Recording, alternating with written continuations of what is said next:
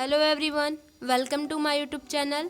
Friends, इस video में हम सब पढ़ेंगे क्लास 9 सिविक्स या फिर पॉलिटिक्स बुक का चैप्टर 5, जिसका नेम है वर्किंग ऑफ इंस्टीट्यूशंस, यानी इंस्टीट्यूशन में कैसे वर्क करते हैं, कैसे वर्क किया जाता है, उन सब चीज़ के बारे में इस चैप्टर में लिखा गया है। तो कुछ इंस्टीट्यूशन के बारे में हम लोग पढ़ चुके हैं। इस वीडियो में हम लोगों की टॉपिक होगी कि पॉलिटिकल एग्जीक्यूटिव, ये हम लोगों की टॉपिक है। यानी हम लोग लेजिस्लेटिव के बारे में पढ़ चुके हैं। हम लोग जानते हैं कि लेजिस्लेटिव, एग्जीक्यूटिव, जुडिशरी के बारे में हम लोगों को पढ़ना है। हम लोग लेजिस्लेटिव के बारे में पढ़ चुके हैं और एग्जीक्यूटिव के बारे में पढ़ना है। तो एग्जीक्यूट मतलब क्या होता है कि किसी चीज़ को इम्प्लीमेंट करना या फिर लागू करना। ये नेम से ही पता चल रहा है। तो स्टार्ट करते हैं इस टॉपिक को कि do you remember the story of the office memorandum with which we started this chapter. क्या आपको याद है ऑफिस मेमोरेंडम की स्टोरी जो हम लोग इस चैप्टर को स्टार्टिंग करने से पहले पढ़ा था? तो अगर आपको नहीं याद है तो इसको याद कीजिए और फिर मेरी पहली वीडियो में मैं आपको ऑफिस मेमोरेंडम स्टोरी के बारे में पढ़ाई हूँ, जिसकी लिंक आपको डिस्क्रिप्शन में मिल जाएगी। We found out that the person who signed the document did not take this decision. उस स्टोरी में हम लोग देखे थे कि जो पर्सन उस डॉक्यूमेंट पे साइन किया था वो डिसीज़न नहीं लिया था, यानी बस वो सिर्फ साइन किया था, डिसीज़न लेने का पावर उस व्यक्ति के हाथ में नहीं था। He was only execute the policy decision taken by someone else. वो क्या कर रहा था कि अगर कोई डिसीज़न लिया जा रहा है तो उसको लागू करने का काम वो पर्सन किया था। ये हम लोग ऑफिस मेमोरेंडम की स्टोरी में देखे थे। We noted the role of prime minister in taking that decision. ये हम लोग देखे भी कि प्राइम मिनिस्टर का भी कुछ रोल था डिसीजन लेने में, प्राइम मिनिस्टर का। Okay, but we also know that he could not have taken that decision. Prime minister का रोल तो था डिसीजन लेने में, प्राइम मिनिस्टर का रोल था, लेकिन ये भी नहीं कह सकते कि प्राइम मिनिस्टर ने वो डिसीजन लिया था। But we also know that he could not have taken decision if he did not have support from the Lok Sabha. ये आप सभी को पता होना चाहिए, नहीं पता है तो जान जाइए कि कोई प्राइम मिनिस्टर अगर कोई भी काम करता है उसको लोकसभा का क्या चाहिए, सपोर्ट चाहिए। In that sense, he was only execute the wishes of the parliament. इस सेंस में हम कह सकते हैं कि पार्लियामेंट की बात सुनी जाती है प्राइम मिनिस्टर के द्वारा, यानी पार्लियामेंट जो भी कहेगा वो प्राइम मिनिस्टर को मानना पड़ेगा। Thus, at different level of any government, we find functionaries who take day-to-day decision but do not exercise supreme power on behalf of the people. हम लोग देखते हैं कि अलग अलग फंक्शनरीज रखे जाते हैं डे टू डे डिसीजन लेने के लिए, अलग अलग मौके पे अलग अलग लोग रखे जाते हैं काम। All those functionaries are collective known as the executive. इन्हीं सब फंक्शनरीज को क्या कहा जाता है, एग्जीक्यूटिव कहा जाता है। इसका मतलब कि किसी को रखा गया है डिफेंस के फील्ड में काम करने के लिए, कोई रक्षा मंत्री है, कोई सेवा मंत्री है, तो मतलब ऐसे लोग ही एग्जीक्यूटिव कहलाते हैं। They are called executive. इन लोगों को एग्जीक्यूटिव कहा जाता है क्योंकि they are in change of the execution of the policy of the government. मतलब ये लोग क्या करते हैं, पॉलिसी को एग्जीक्यूट कराते हैं, यानी किसी भी नियम को ये लोग देश में लागू कराते हैं, इसलिए इन्हें एग्जीक्यूटिव कहा जाता है। आगे है कि when we talk about the government we usually mean the executive. जब भी अगर हम गवर्नमेंट की बात करते हैं तो वहाँ पे एग्जीक्यूटिव की बात जरूर आती है, क्योंकि गवर्नमेंट को मतलब कोई भी पॉलिसी एग्जीक्यूट कराना होता है, इसलिए एग्जीक्यूटिव मस्ट है। अब पढ़ते हैं कि पॉलिटिकल एंड परमानेंट एग्जीक्यूटिव में क्या अंतर है। फ्रेंड्स, ध्यान से पढ़िएगा कि पॉलिटिकल परमानेंट एग्जीक्यूटिव में क्या है, अंतर है। तो देखिए, एग्जीक्यूटिव मतलब क्या होता है, मैंने आपको बताया, नहीं समझ में आया तो फिर से सुन लीजिए कि वो पर्सन जो कि किसी भी नियम को लागू कराने के लिए काम करते हैं उसे हम एग्जीक्यूटिव कहते हैं। अभी इतना समझिए, आगे अभी पढ़ते हैं। In a democratic country 2 categories make up the executive. किसी भी डेमोक्रेटिक कंट्री में मतलब 2 कैटेगरी के एग्जीक्यूटिव बनाए जाते हैं। फर्स्ट क्या है कि that is elected by the people for a specific period is called the political executive. बोला जा रहा है कि हर एक डेमोक्रेटिक कंट्री में एग्जीक्यूटिव क्या होता है, 2 पार्ट में डिवाइड किया जाता है। एक तो क्या होता है कि जो direct elected by people, okay, और ये कुछ स्पेसिफिक टाइम के लिए अपना वर्क कर सकते हैं, इन्हें हम एग्जीक्यूटिव कहते हैं, पॉलिटिकल एग्जीक्यूटिव कहते हैं, जिनका कि specific period of time set रहे। जैसे हमारे यहाँ क्या है कि कोई भी नेता विधायक बनता है या फिर मंत्री बनता है तो सिर्फ कितने साल के लिए बनता है, 5 साल के लिए बनता है। ओके, तो वो डायरेक्टली इलेक्टेड होता है पीपल द्वारा। वो इसका मतलब कि हर एक नेता क्या है, पॉलिटिकल एग्जीक्यूटिव है। Political leader who take the big decision fall in this category. तो political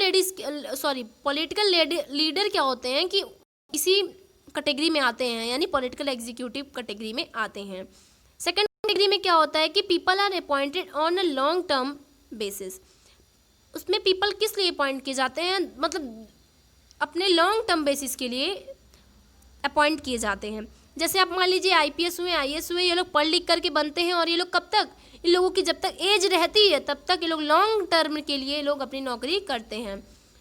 this is called the permanent executive और सिविल सर्विसेज। ऐसे पर्सन जो कि लॉन्ग टर्म बेसिस के लिए वर्क करते हैं उन्हें हम क्या कहते हैं, परमानेंट एग्जीक्यूटिव या तो सिविल सर्विस कह सकते हैं। Person working in civil services are called civil servant. जो पर्सन सिविल सर्विसेज में काम करते हैं उन्हें हम सिविल सर्वेंट भी कह सकते हैं। They remain in office even when the ruling party change. कोई भी पार्टी आए, कोई भी नेता आए, कोई भी नेता बने, गिरे, उठे, इससे नहीं मतलब, कोई भी नेता जीते, लेकिन ये क्या करते हैं, अपना वर्क करते रहते हैं, इन्हें नहीं हटाया जा सकता। नेता 5 साल में चेंज हो जाएंगे लेकिन सिविल सर्वेंट नहीं चेंज हो सकते, इसलिए इनको परमानेंट एग्जीक्यूटिव कहा जाता है। These officers work under political executive and assist them in carrying out the day-to-day administrations. Can you recall the role of political and non-political executive in the case of office memorandum? Office memorandum के case में political और non political executive के मतलब political और permanent. Okay, political तो एक political हो ही गया जो कि कम समय के लिए काम करते हैं, और जो नॉन पॉलिटिकल होते हैं इसका मतलब जो परमानेंट हैं वो हमेशा के लिए काम करते हैं, लॉन्ग टर्म के लिए। तो ये बोला जा रहा है कि ऑफिस मेमोरेंडम के स्टोरी में क्या रोल था। You might ask why does the political executive have more power than the non political executive. ये आपके मन में उठ रहा होगा कि जो नॉन पॉलिटिकल एग्जीक्यूटिव हैं, यानी जो कि पढ़ लिख करके आए हैं, आईएएस ऑफिसर हैं, उन लोगों के पास कम पावर क्यों रहता है परमानेंट एग्जीक्यूटिव का पॉलिटिकल एग्जीक्यूटिव के चलते। यहाँ पे बोला जा रहा है फ्रेंड्स कि जो नेता होते हैं उनके पास ज़्यादा पावर होती है आईएएस ऑफिसर के चलते, आईएएस ऑफिसर से भी ज़्यादा पावर होती है। ऐसा क्यों, आपके मन में ये क्वेश्चन आना चाहिए। Why is the minister more power than the civil servant. मंत्री के पास सिविल सर्वेंट से अधिक पावर क्यों होते हैं, क्वेश्चन राइज होना चाहिए। The civil servant is usually more educated as more expert knowledge of the subject. जो सिविल सर्वेंट होते हैं यानी जो आईएएस ऑफिस आईपीएस आईएफएस होते हैं, ये लोगों के पास बहुत ज़्यादा ये लोग एजुकेटेड होते हैं, इन लोगों के पास ये लोग हर एक क्षेत्र में एक्सपर्ट होते हैं, फिर भी इन लोगों के पास कम पावर रहती है। The adviser working in the finance ministry know more about economics than the finance minister.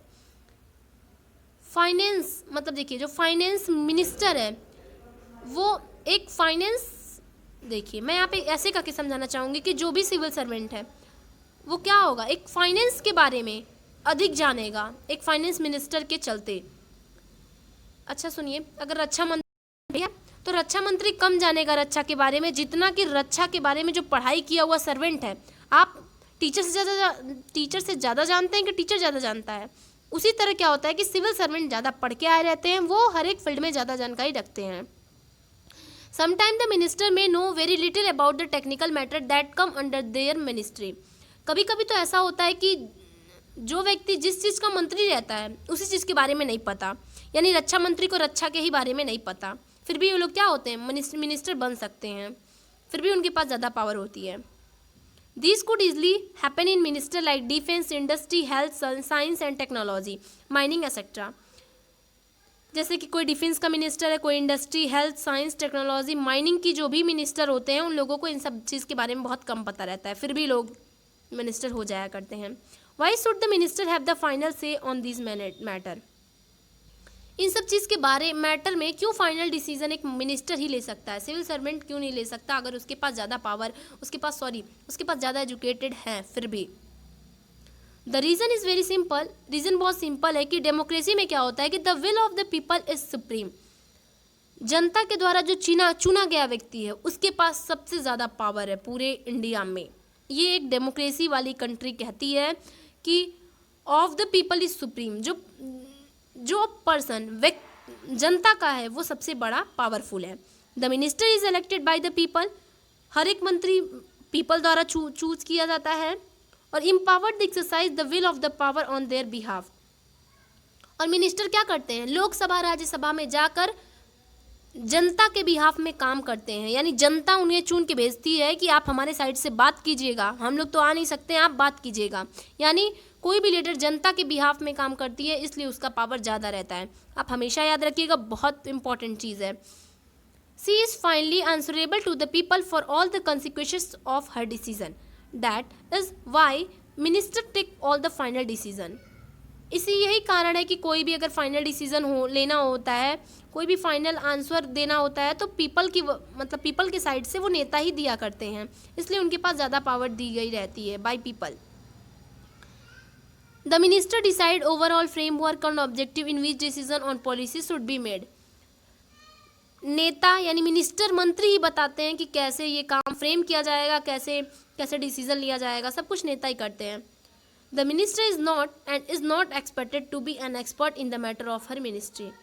Minister तो यहाँ तक कि अपने मिनिस्ट्री में एक्सपर्ट भी नहीं रहते हैं, उन्हें जो काम मिला है उस काम के बारे में पता भी नहीं रहता है, फिर भी उन्हें जनता अगर चुन ली है तो उनके पास सबसे अधिक पावर है।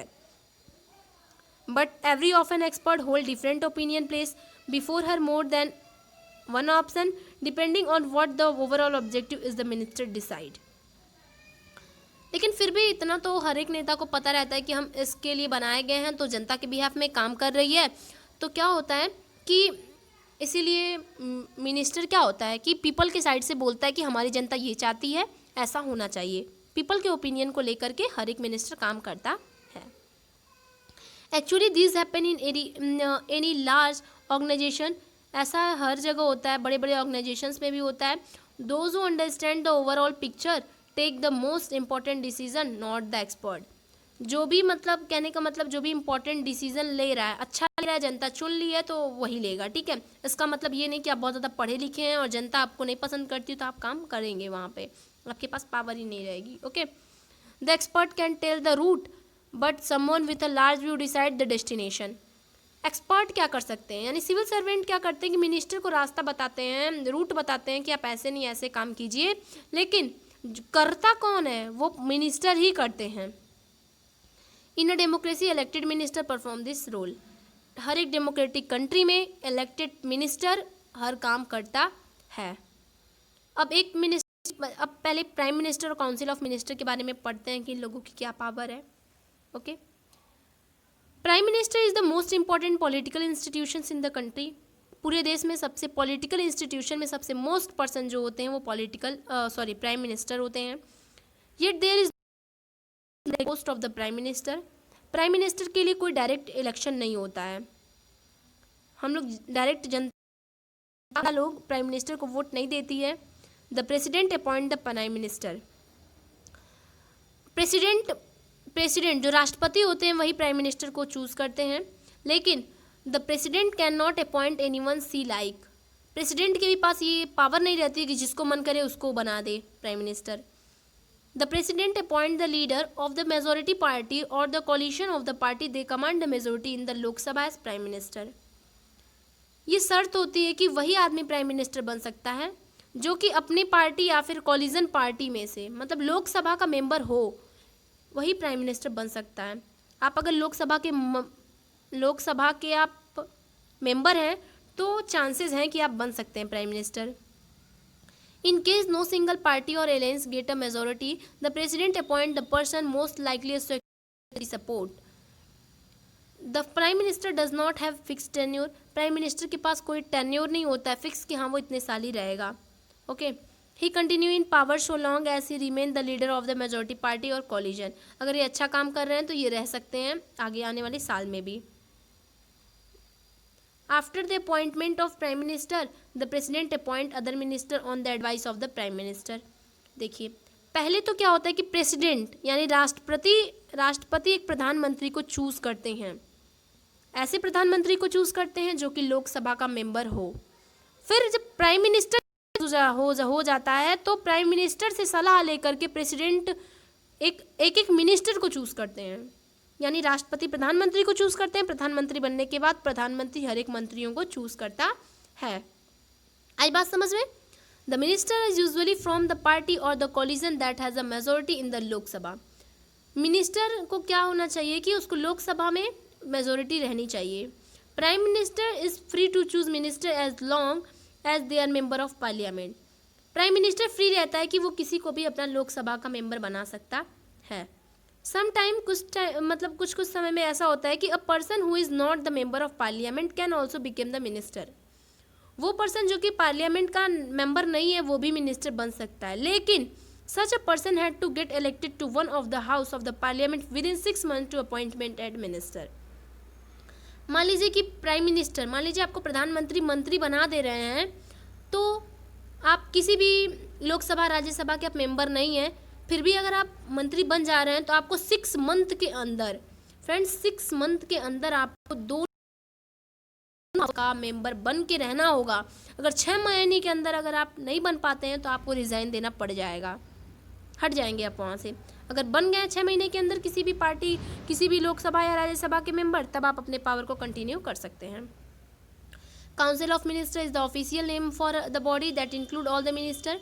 काउंसिल ऑफ मिनिस्टर मतलब होता है कि हर मिनिस्टर का एक मतलब गुट मान लीजिए। इट यूजुअली द 60 और 80 मिनिस्टर ऑफ डिफरेंट रैंक। 80 और 60 मिनिस्टर होते हैं अलग अलग रैंकिंग में। हमने क्या सुना कि प्राइम मिनिस्टर मिनिस्टर को चूज़ करते हैं, तो मिनिस्टर 60 या 80 होते हैं।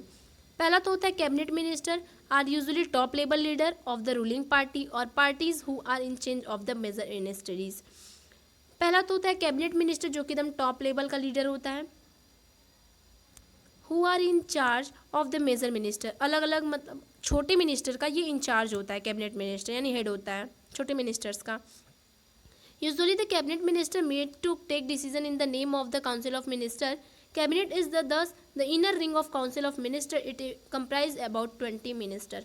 इसमें 20 मिनिस्टर रहते हैं, लगभग ज़्यादा कम भी हो सकते हैं, लेकिन कैबिनेट मिनिस्टर क्या होता है कि काउंसिल ऑफ मिनिस्टर को वर्क देता है, वर्क कराता है, मतलब ये थोड़ा हेड होता है मिनिस्टर का, कैबिनेट मिनिस्टर। ओके, फिर आता है कि minister of state with independent charge are usually in charge the smaller minister. ये मिनिस्टर होते हैं। पार्टिसिपेट, ये कैबिनेट की मीटिंग में पार्टिसिपेट कर सकते हैं जब अगर इनको इनवाइट किया जाए तब। अगर मान लीजिए कैबिनेट मिनिस्टर अगर इन्हें अपने मीटिंग में बुला रही है तब ये मीटिंग में जा सकते हैं। मिनिस्टर ऑफ स्टेट का क्या होता है कि are attach and required to assist cabinet minister. ये कैबिनेट मिनिस्टर से अटैच रहते हैं कि उनको कोई ज़रूरत पड़े तो मिनिस्टर ऑफ स्टेट क्या करे, हेल्प कर दे। Since it is not practical for all minister to meet regularly and discuss everything, ये पॉसिबल नहीं है कि इतने 60 या 80 मिनिस्टर हर एक मुद्दे पे जाकर डिस्कस करें। The decision are taken in cabinet meeting, कोई भी डिसीजन कैबिनेट मीटिंग में लिया जाता है। That is why parliamentary democracy in most countries is often known as the cabinet form of government. Parliament को कहीं कहीं आप सुनेंगे कि कैबिनेट फॉर्म ऑफ गवर्नमेंट भी कहा जाता है, क्योंकि हर एक डिसीजन कैबिनेट मीटिंग के अंदर ली जाती है। The cabinet work as a team, cabinet वाले क्या करते हैं कि एक टीम की तरह वर्क करते हैं। The minister may have different views and opinion but every one has to own up to every decision of the cabinet minister. देखिए क्या होता है कि मान लीजिए 60 या 80 जाके बैठ के अगर किसी मुद्दे पे डिस्कस करें तो सबके पास इतना टाइम भी नहीं रहेगी और सब लोग अलग अलग वर्क के लिए रखे जाते हैं। तो फ्रेंड्स क्या होता है कि हर एक मिनिस्टर की साइड से कुछ कुछ मिनिस्टर जाते हैं और किसी भी मुद्दे पे बात करके डिसीजन ले लिया करते हैं, क्योंकि इतने लोग अब साथ बैठ के डिस्कस करें ये पॉसिबल भी नहीं है, सबके अलग अलग ओपिनियन आते हैं ना, इस वजह से। आगे है कि no minister can openly criticise any decision of the government. कोई भी मिनिस्टर्स के पास इतनी पावर नहीं रहती है कि वो गवर्नमेंट के पावर को क्रिटिसाइज कर सके, भले ही it is about another ministry और department. Every minister has secretaries who are civil servant, भले ही वो सिविल सर्वेंट रहे या कोई मिनिस्टर है किसी भी डिपार्टमेंट का वर्क रहे, लेकिन वो गवर्नमेंट की बातों को काट नहीं सकता। The secretaries provide the necessary background information to the minister to take decisions. Secretary क्या करते हैं कि मतलब मिनिस्टर को इन्फॉर्मेशन करते हैं कि हाँ ये डिसीजन लिया जा रहा है या फिर लिया जाएगा। कैबिनेट एक टीम है जो कि कैबिनेट सेक्रेटरी से असिस्टेड है, बनी हुई है। This included many senior civil servant who try to coordinate the working of different ministries. देखिए कैबिनेट मीटिंग में क्या होता है ना कि बहुत सारे सेक्रेटरी यानी बड़े बड़े कैबिनेट मिनिस्टर इसलिए रखे जाते हैं ताकि जो छोटे छोटे मिनिस्टर्स हैं वो लोग शांतिपूर्वक काम करें, झगड़ा लड़ाई किसी कोई ओपिनियन को लेके कुछ मार काट ना हो। ओके, प्राइम मिनिस्टर के पावर क्या क्या होते हैं ये फटाफट हम लोग देख लेते हैं। आपको समझ में आ रहा है तो बहुत बढ़िया, नहीं समझ में आ रहा तो आप मुझे कमेंट बॉक्स में बता सकते हैं। The Constitution does not say very much about the power of the Prime Minister or the Minister or their relationship with each other. Constitution में ये नहीं लिखा गया है कि जो पावर है मिनिस्टर का, प्राइम मिनिस्टर का जो पावर है वो एक दूसरे से रिलेशनशिप की तरह नहीं है। प्राइम मिनिस्टर का पावर कुछ अलग है, ठीक है। लेकिन head of government the prime minister had wide ranging power. Prime minister के पास गवर्नमेंट का हेड होता है prime minister, okay. He chair cabinet meeting. Cabinet meeting अभी हम लोग पीछे पढ़ के आ रहे हैं, जस्ट अभी पढ़े हैं टॉपिक में, पहले टॉपिक में, कि कैबिनेट मीटिंग क्या होता है कि हेड ऑफ मिनिस्टर्स होता है, जो कि इस मीटिंग को कौन हेल्ड कराता है, प्राइम मिनिस्टर की वजह से ये मीटिंग हेल्ड हो पाती है। He coordinate the work of different department. अलग अलग डिपार्टमेंट को ये कंट्रोल करते हैं प्राइम मिनिस्टर। ये फाइनल डिसीजन भी लेते हैं और डिसएग्रीमेंट अराइज बिटवीन डिपार्टमेंट। किसी भी डिपार्टमेंट के बीच में अगर ना संतोषी आ जाती है तो भी यही करते हैं, प्राइम मिनिस्टर ही करते हैं। He exercises general supervision of different ministries. All minister work under the leadership. सारे मिनिस्टर किसके अंडर में वर्क करते हैं, प्राइम मिनिस्टर के, okay. The prime minister distribute and redistribute work to the minister.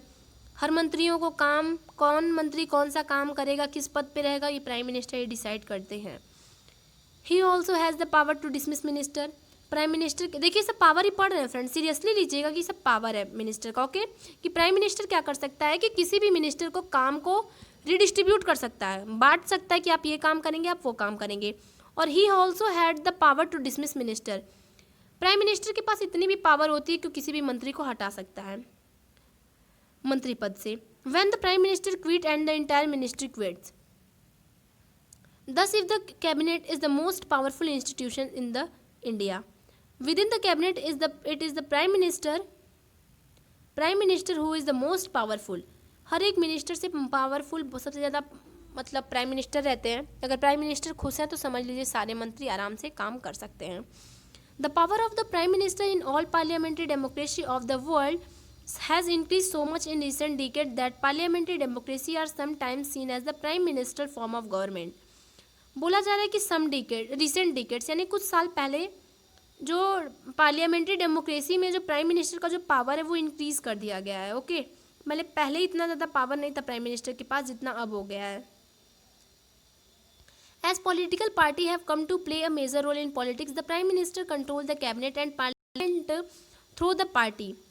मतलब उसमें मतलब इस मतलब पावर इतना बढ़ाया गया है कि पॉलिटिकल जो भी मतलब गवर्नमेंट है, प्राइम मिनिस्टर जो भी है वो कैबिनेट और पार्लियामेंट को कंट्रोल कर सकता है।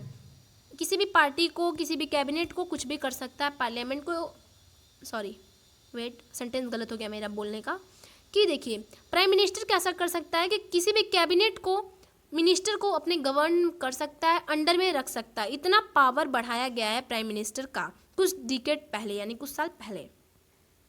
The media also contribute this trend by making politics and even election the competition between of parties. ऐसा माना गया है कि जो मीडिया होते हैं ना वो सबसे बड़े मतलब सबसे ज़्यादा रोल प्ले करते हैं पार्टी बनाने में, क्योंकि देखिए मीडिया है, जैसा प्रचार करेगी वैसा जो जनता सुनेगी, और जनता सुनेगी तो वैसे ही इम्प्रेस भी हो जाएगी, ओके। किसी भी कोई भी कंपटीशन हो तो इसमें मीडिया सबसे बड़ा रोल प्ले करती है। In India too we have seen such a tendency toward the concentration of power in the hand of the prime minister. India में भी कई बार देखने को मिलता है कि मतलब जो पावर, लोगों का जो कंसंट्रेशन है वो प्राइम मिनिस्टर की तरफ खींचने के लिए, मतलब अगर आप वोट लड़ रहे हैं, आप मीडिया को अगर ज़्यादा रखें अपने साथ ना तो आप पक्का जीतेंगे, क्योंकि अगर मीडिया अगर अच्छा प्रचार करेगी ना तो आप बढ़िया वोट पाएंगे, ऐसा कहा गया है, मानना है। जैसे देख लीजिए कि जवाहरलाल नेहरू ये first prime minister of India थे। इनके पास बहुत ज़्यादा अथॉरिटी थी, क्योंकि इनके रहने से पब्लिक में बहुत ज़्यादा ग्रेट इन्फ्लुएंस आया था। कहने का मतलब कि जो पंडित जवाहरलाल नेहरू थे वो लोगों का, पब्लिक का दिल मोह लिए थे, इसलिए इनके पास बहुत ज़्यादा अथॉरिटी थी कुछ भी करने की। इंदिरा गांधी को मान लीजिए बहुत बड़ी लीडर थी, और फिर एक कैबिनेट में इनकी बहुत ज़्यादा मान जान थी। पंडित जवाहरलाल नेहरू हुए, इंदिरा गांधी हुए, ये लोग बहुत बड़े बड़े लीडर्स थे, जो कि ये लोग कुछ भी कर सकते थे दुनिया में, देश में कोई इन लोगों को बोलने वाला नहीं था, क्योंकि ये लोग इतने अच्छे थे कि इन लोगों को अथॉरिटी भी ज़्यादा दी गई थी। Of course, the extent of power wielded by the prime minister also depend on the personality of the person holding that position. ये देखिए बहुत इंपॉर्टेंट बात ये कही गई है कि कोई भी पद रहे आपका, कोई भी आप पोजीशन अगर आप होल्ड करते हैं, किसी भी पद पे अगर आप बैठते हैं, किसी भी कुर्सी पे अगर आप बैठते हैं, तो सबसे बड़ी चीज़ आपकी क्या है? पर्सनालिटी है। अगर आपकी पर्सनालिटी अच्छी है ना, तो पब्लिक भी क्या करेगी? आपके तरफ इम्प्रेस होगी और आपको बार बार जिताना चाहेगी। ओके, यही बताया गया कि प्राइम मिनिस्टर भी पर्सनालिटी पे डिपेंड होते हैं। जैसे इंदिरा गांधी, पंडित जवाहरलाल नेहरू का एग्जाम्पल दिया गया कि इन लोगों की पर्सनालिटी अच्छी थी। However in recent party has impose certain constant on the power of the prime minister. कुछ ईयर क्या हुआ है कि कॉलिजन पार्टी भी अब हो जाती है। मान लीजिए कि अगर आप नहीं जीत पा रहे हैं तो आप गठबंधन भी कर सकते हैं, ऐसा भी नियम अब तो हो गया है, बहुत सारा आप देखे होंगे। Prime minister of a coalition government can not take decision as he like. अगर देखिए, अगर आप दो पार्टी को मिला करके एक पार्टी बनाए हैं, जैसे कि मान लीजिए सपा है, ओके, ये बसपा है, तो अगर आप लोग कमज़ोर पार्टी हैं ये दोनों, तो ये दोनों लोग एक मिल के काम कर सकती हैं, और फिर जो इन दोनों पार्टी का जो प्राइम मिनिस्टर रहेगा उसके पास पावर कम रहेगा। ओके, सॉरी, पावर कम रहेगा। मान लीजिए अगर आप मेजोरिटी गवर्नमेंट बनाते हैं, अकेले की पार्टी बना करके अगर आप जीतते हैं तो आपके पास ज़्यादा पावर रहेगा। दो पार्टी बना के अगर एक ही में वोट गिनवा के अगर प्राइम मिनिस्टर बनते हैं तो आपके पास पावर कम हो जाएगा, यानी प्राइम मिनिस्टर के पास पावर कम हो जाएगा। क्यों? He has to accommodate different group faction in his party as well as among alliance partner. इसमें क्या होता है कि दो पार्टी गठबंधन करने से क्या होता है कि पार्टनर बन जाते हैं। अब क्या करना है कि he also had to heed to the views and position of the coalition partner and other parties. इससे क्या होता है कि जो प्राइम मिनिस्टर होता है पहले जैसा वर्क जैसे करता था फ्री होके, वैसे नहीं कर सकता है, क्योंकि मान लीजिए दो पार्टी हो गए, प्राइम मिनिस्टर एक है, तो फर्स्ट पार्टी का क्या मांग है, सेकेंड पार्टी की क्या मांग है, सबको सुन के चलना पड़ेगा। पहले क्या होता था कि अपनी पार्टी है, जो मन करे तो कर सकता है प्राइम मिनिस्टर। ओके, मतलब बताया जा रहा है कि कोलिजन गवर्नमेंट में प्राइम मिनिस्टर के पास पावर कम हो जाते हैं। और क्यों कम हो जाते हैं? आपके पास सामने आंसर है कि पार्टनर बन जाते हैं, उसमें सबका व्यूज़ देखना पड़ता है, कौन क्या चाह रहा है। इस वजह से अकेले प्राइम मिनिस्टर कर देगा तो लोग गुस्सा हो जाएंगे। ऑन वो support the survival of the government depend. इसीलिए क्या कहा जाता है कि गवर्नमेंट इसी पे डिपेंड होती है, लोगों के सपोर्ट पे डिपेंड हो जाती है, कौन कितना सपोर्ट कर रहा है इस पर डिपेंड हो जाती है। देखिए, द प्रेसिडेंट यानी प्रेसिडेंट के पावर, प्रेसिडेंट क्या हैं, उन्हें कैसे जिताया जाता है, ये सब हम लोग नेक्स्ट वीडियो में पढ़ेंगे। मिलते हैं नेक्स्ट वीडियो में। ओके, तो और फिर आपको वीडियो की लिंक मिल जाएगी नीचे। Bye friends.